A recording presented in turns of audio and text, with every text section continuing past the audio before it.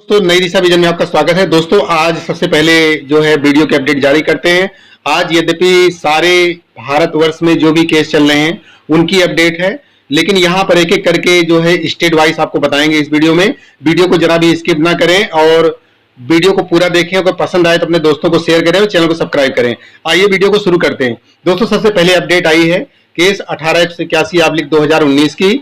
यहाँ पर इसके बारे में जो विधिक टीम है उसके बारे में उन्होंने बताया है कि इस केस में इलाहाबाद हाई कोर्ट में अर्जेंसी डाल दी गई है और जल्द ही इसकी डेट लग जाएगी। यहाँ पर ये आज की सूचना है, केस नंबर 1881/2019 जो यूपी टेट को लेकर के किया गया मुख्य केस है। इसकी सुनवाई जल्द ही लगवाई जाएगी और इसके बारे में जो है अर्जेंसी डाल दी गई है। दूसरी खबर है कि जिस कोर्स को केंद्र सरकार ने बिल पास करके संसद में बिल पास करके कराया है, उस कोर्स को जो है मान्यता दिलाने के लिए न्यायपालिका ने अहम भूमिका निभाई है। 3 राज्यों की जो हाई कोर्ट हैं उन्होंने इसके पक्ष में फैसला दिया है कि इसको टेट और शिक्षक भर्ती में शामिल किया जाना चाहिए। इसके बावजूद भी जो है, जो कि एक सुनियोजित तरीके से चलाया गया पाठ्यक्रम था, उसे उत्तीर्ण करने वाले अभ्यर्थियों को शिक्षक भर्ती की जो है वैकेंसी में फॉर्म भरने में और टेट परीक्षाएं देने में दिक्कतें आ रही हैं। ऐसा ही मामला जो है सामने आया है। हाई कोर्ट लखनऊ में की खंडपीठ में 2 केस किए गए हैं, जो कि एक जूनियर के लिए और टेट की मान्यता के लिए, एक एनआईवीएस डीएलएड की मान्यता के लिए और एक केस और करने जा रहे हैं अजीत तिवारी। इस बीच में दोस्तों एक और सूचना है जो उत्तराखंड एनआईवीएस डीएलएड अभ्यर्थियों की ओर से है। यहाँ पर अध्यक्ष जो एनआईवीएस डीएलएड संघ उत्तराखंड के हैं नंदन बोहरा जी, उन्होंने जो है एक केस किया है जिसकी सुनवाई 8 अक्टूबर को है। 8 अक्टूबर को सर्वोच्च अदालत में एनआईवीएस डीएलएड केस की सुनवाई है और इस केस के फैसले की ओर सारे देश के एनआईवीएस डीएलएड अभ्यर्थियों की निगाह लगी हुई है। अब देखना है कि इसकी क्या अपडेट मिलती है और सर्वोच्च अदालत इस बारे में अपना क्या निर्णय देती है। क्या इस कोर्स को जो है राज्य सरकारों को मान्य करने के लिए कोई दिशा निर्देश जारी होगा अथवा यहाँ पर कोई ऐसी बात बताई जाएगी, इसके बारे में अभी कहना बहुत ही मुश्किल है। और ये सर्वोच्च अदालत में 8 अक्टूबर को यानी परसों इस केस की सुनवाई है और ये बहुत ही अहम केस होगा। अगर इस पर कोई फैसला आता है तो निश्चित रूप से सारी व्यवस्था को प्रभावित करेगा और अगर कोई अपोजिट फैसला आता है तो इसका प्रभाव अन्य न्यायपालिका के निर्णयों पर भी पड़ेगा, क्योंकि ये सर्वोच्च अदालत है। इस अदालत में जो कुछ भी फाइनल होगा वो पूरी तरह से फाइनल होगा। उसको मानना हर अदालत के लिए, हर हाई कोर्ट के लिए और हर सरकार के लिए बाध्यकारी होगा। यह आदेश मानना ही होगा। तो इस पर 8 तारीख को फैसला आएगा। 8 तारीख को इसकी सुनवाई होगी। सुनवाई की क्या दलीलें होती हैं, पहले बहस चलेगी और उसके बाद जो कुछ होगा उसकी अपडेट के लिए हम नंदन बोहरा जी से बात करेंगे और अपडेट प्राप्त करने की कोशिश करेंगे। दोस्तों, एनआईवीएस डीएलएड को लेकर के जब जो है यूपी टेट में शामिल करने की बात नहीं हुई कि नहीं शामिल किया जा रहा है, तो ऐसी स्थिति में एनआईवीएस डीएलएड शिक्षक मंच ने एक नया केस करने की पहल की है और इस केस की जो है सारी तैयारी हो गई है। यहाँ पर कुछ फोटो शेयर हुई हैं एनआईवीएस डीएलएड शिक्षक मंच की तरफ से। यहाँ पर आप देख पा रहे हैं कि अजीत तिवारी जी दिखाई दे रहे हैं और एनआईवीएस डीएलएड शिक्षक मंच का प्रतिनिधित्व कर रहे हैं। इन्होंने एक केस की लगभग तैयारी पूरी कर ली है। जल्द ही ये केस फाइनल हो जाएगा, जल्द ही ये केस जो है दाखिल हो जाएगा, इसका रिट पिटीशन दाखिल हो जाएगा। और यहाँ पर आप जैसा कि देख पा रहे हैं कि जो लेटेस्ट फोटो हैं जो भी आई हैं उनमें जो है इसकी पूरी तरह से तैयारी की जा चुकी है। अजीत तिवारी अपने काम में आगे बढ़ चुके हैं और यहाँ पर आप देख रहे हैं कि ये रिट पिटीशन को साइन किया जा रहा है इनके द्वारा। यानी इससे आप लोग आश्वस्त हो सकते हैं कि एक नया केस इस आशय से किया जा रहा है कि जल्द से जल्द जो है इसका फैसला आए और यूपी टेट में और मान्यता के संबंध में जो गतिरोध है वो दूर हो जाएं। लेकिन यहाँ पर कोई निराश या हताश होने जैसी बात नहीं है। बात प्रयास करने वाली है। राज्य सरकारें यदि कुछ कर रही हैं और यदि कुछ बात जो है सही नहीं है तो ऐसी स्थिति में न्यायपालिका है। लेकिन एक समस्या है कि कोर्ट कुछ दिनों के लिए बंद होने वाली है बीच में। इस बीच में जो है यूपी टेट का फॉर्म भी डाला जाएगा। तो देखते हैं कि अन्य राज्यों में क्या हो रहा है। उत्तर प्रदेश की सारी खबर आपको बता दी गई। दोस्तों, इस बीच में जो एक रीट परीक्षा हुई है, रीट परीक्षा में भी एनआईवीएस डीएलएड और बीएड अभ्यर्थी जिनके ऊपर जो है ये मामला चल रहा था, वहां पर रीट लेवल 1 में जो है ये खबर आई है कि किसी भी स्थिति में परीक्षा फल घोषित न किया जाए। मैं आपको जो ऑर्डर है उसकी कॉपी भी दिखाऊंगा।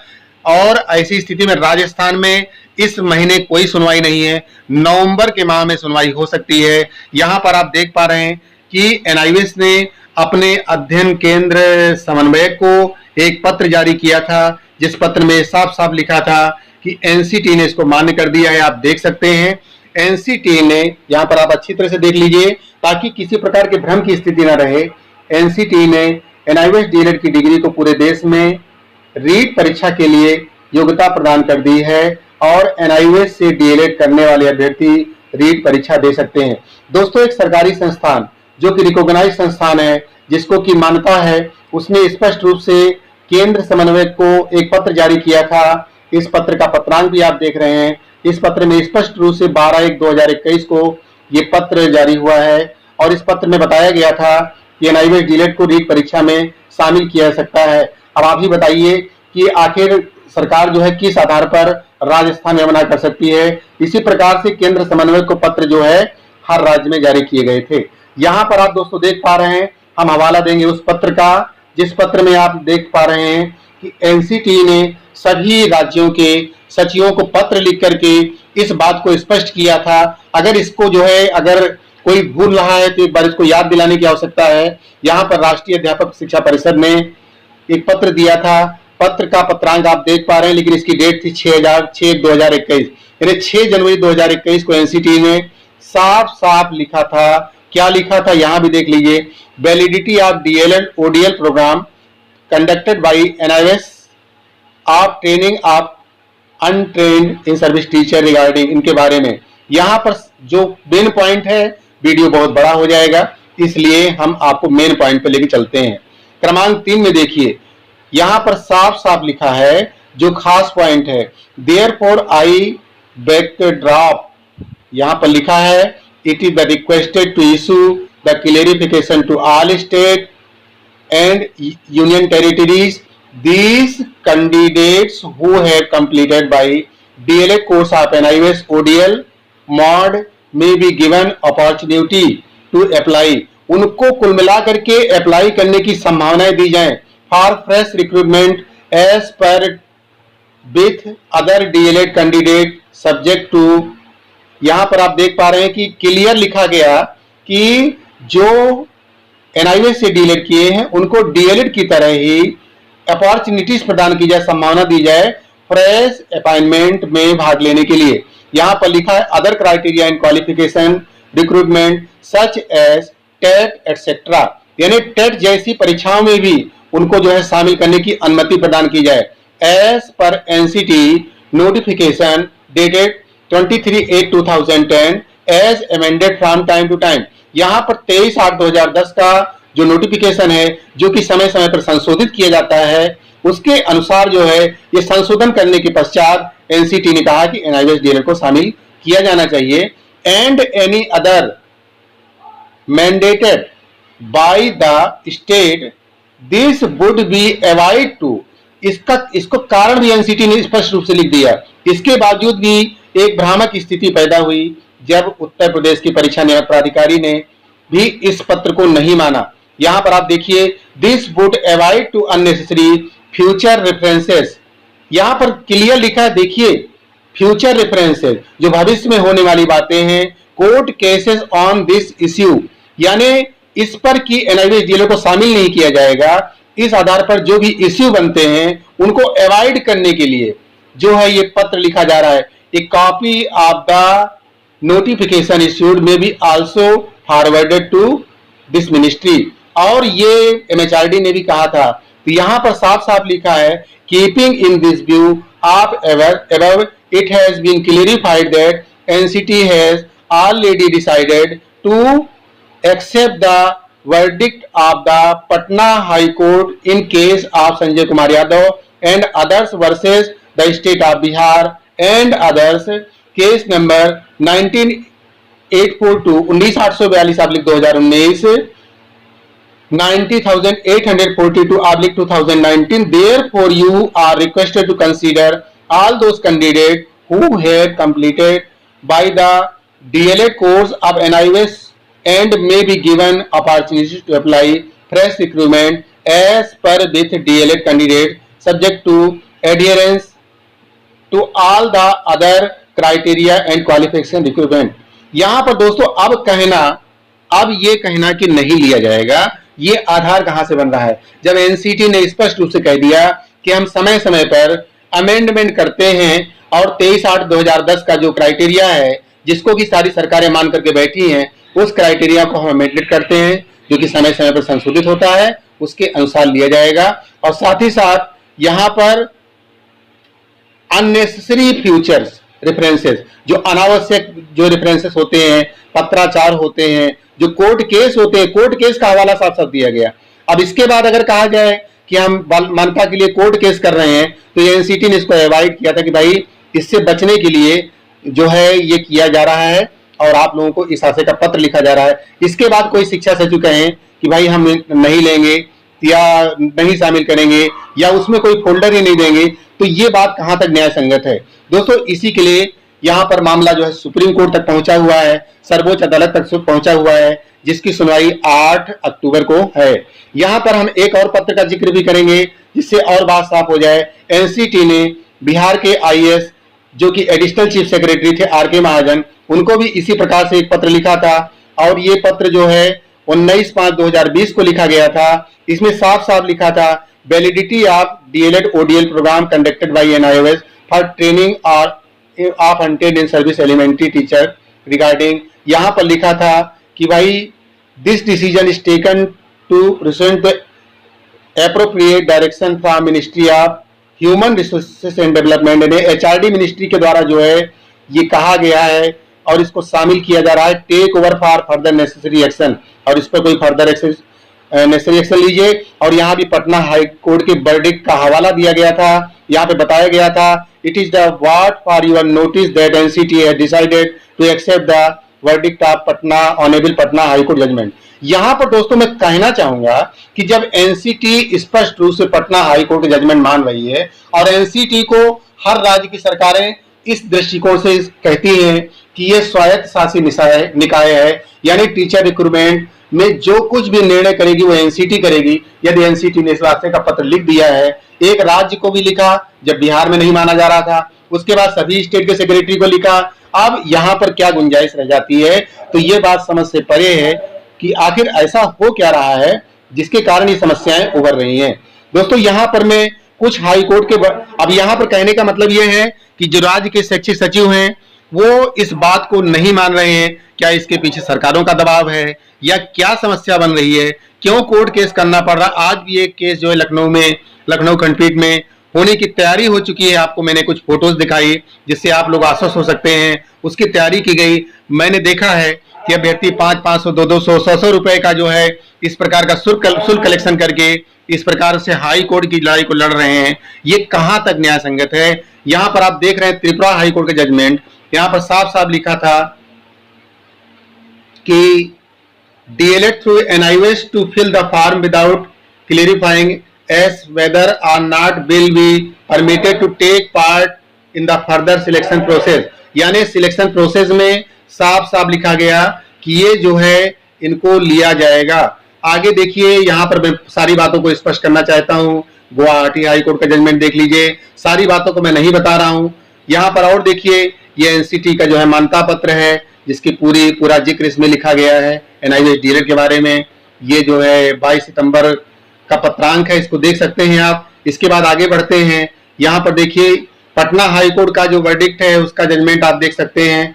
यहाँ पर स्पष्ट रूप से जो पटना हाई कोर्ट में जो भी दाखिल किया गया था, जो भी क्या कहते हैं ड्राफ्टिंग की गई थी, ड्राफ्टिंग के अनुसार देखिए पूरा का पूरा मैटर यहाँ पर लिखा गया है। आगे आप देख सकते हैं ये जजमेंट जो है honourable chief justice Akil Qureshi, जिन्होंने स्पष्ट रूप से जजमेंट दिया था कि this petition arise to common background and would be disposed by the common judgment. ये आप देख पा रहे हैं honourable chief justice Akil Qureshi का, और आगे भी बताएंगे इसके बारे में। ये आप देख लीजिए, ये त्रिपुरा हाई कोर्ट का जजमेंट जो अकील कुरैशी जी दे रहे हैं, और आगे भी देख लीजिए यहाँ पर लिखा हुआ है, इनका भी फाइनल जजमेंट देख लीजिए। In the result petition are allowed. यहाँ पर अकील कुरैशी जो कि सुप्रीम कोर्ट में भी रहे हैं, सीनियर अधिवक्ता रहे हैं और जज रहे हैं सीनियर, वहां पर देखिए उन्होंने स्पष्ट रूप से जो कि अनुभवी हैं पूरा लिखा, in the result petition are allowed, यानी पिटिशन को अलाउड किया जाता है। The respondent shall be accept to petitioners certified the DElEd pass from NIOS as valid are all purpose. यहाँ पर त्रिपुरा हाई कोर्ट ने लिखा कि ऑल पर्पस के लिए, यानी सभी भर्तियों के लिए और सभी टेट एग्जामिनेशन के लिए इनको जो है अलाउ किया जाता है। यहाँ पर इसका मतलब कि ये सभी प्रकार की टेट परीक्षाएं और सभी प्रकार की शिक्षक भर्ती दे सकते हैं प्राइमरी लेवल की। This shall be done with in a period of 4 weeks, 4 हफ्ते में इसे जो है इसके इशू को सॉल्व कर लिया जाए, 4 हफ्ते में इनको जो है ज्वाइनिंग दे दी जाए और इस आधार पर त्रिपुरा में भी लोगों को जॉब मिला है। पटना हाई कोर्ट ने इसका हवाला देते हुए लिखा, in this writ petition are allowed to respondent are directed to allow the petition to apply with in 1 month and consider the case of the petitioner to appointment the post of primary teachers। ये Prabhat Kumar Jha justice थे पटना के high court के, जिनके verdict को NCT ने मान्यता प्रदान की और एनआईओएस ने भी अपनी वेबसाइट पर वहां पर जो इनके वर्डिक्ट को डाला। यहाँ पर इसी आधार पर राज्य के सभी सचिवों को, सभी राज्यों के सचिवों को जो एक पत्र लिखा गया कि इस प्रकार से अनावश्यक जो भ्रम की स्थिति और कार्रवाई उससे बचने के लिए इनको अलाउड किया जाना चाहिए। इस आशय का पत्र सभी राज्य सचिवों को जारी हो गया और यही पटना हाई कोर्ट का वर्डिक्ट था, फैसला था, जीत थी, जिसके आधार मानते हुए एनसीटी ने एनआईओएस डीएलएड को वैलिड कर दिया है।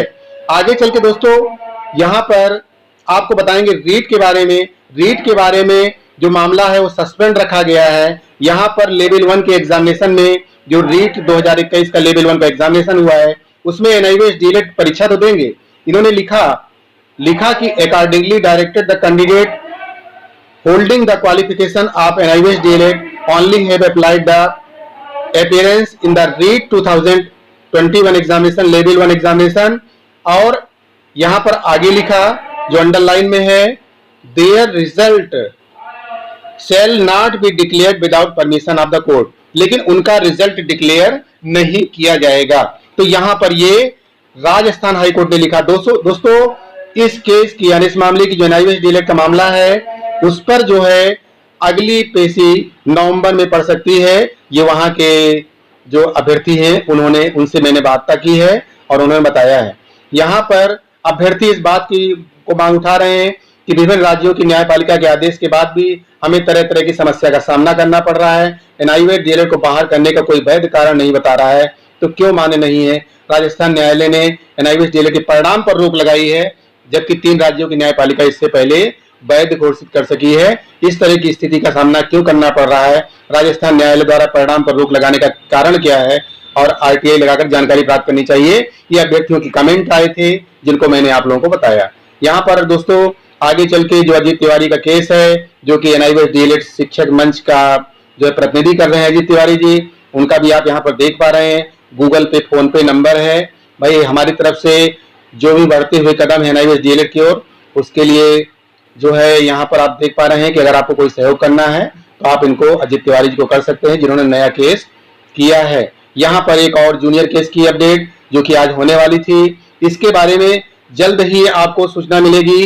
दोस्तों यहाँ पर जो है विधिक टीम ने जानकारी दी है कि शुभम कुमार शुक्ला वर्सेस अदर जो केस किया गया था, जो जूनियर की मान्यता को लेकर के था, जिसके एडवोकेट समीर कालिया थे, जिसकी सुनवाई आज होनी थी, ये सुनवाई अभी नहीं हो पाई और आप देख पा रहे हैं कि ये कोर्ट नंबर 4 में आज के दिन ही होनी थी। इसके बारे में अभी डेट नहीं लगी है क्योंकि जो पहले के केस चल रहे थे वही आज सुने गए थे, इस कारण इसमें अभी डेट नहीं पड़ी है, लेकिन जल्द ही आपको डेट बताई जाएगी। दोस्तों आज के वीडियो में इतना ही, मिलते हैं आपसे अगले वीडियो में। नमस्कार।